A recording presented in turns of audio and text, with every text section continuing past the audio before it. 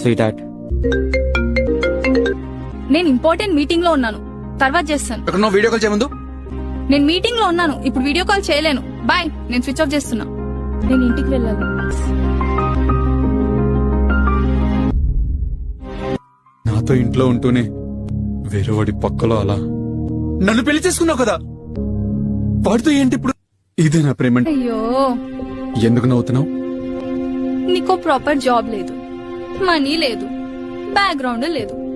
అసలు లోకంలో ఏ అమ్మాయి అయినా నీలాంటి వాడితో రిలేషన్షిప్ లో ఉండాలని ఎందుకు అనుకుంటదిరా? ఆ! నన్ను కొట్టే వరకు వచ్చింది నా మీద ప్రేమ. నువ్వు అడిగినట్టు డివోర్స్ ఇస్తాను, కానీ ఒక్కసారి నువ్వు వెళ్ళి నిన్ను ప్రేమించిన అడుగు, నిన్ను పెళ్లి చేసుకుంటాడేమో అని. It's over with Pratap. ఇంకా మనం ఎప్పటికి ఇలానే కలిసి ఉండొచ్చు. వాట్? ప్రతాప్ కి మన గురించి తెలిసిపోయింది. నువ్వు కూడా మీ పేరెంట్స్ కి మన గురించి చెప్పేసి మనం పెళ్లి చేసుకోవచ్చు.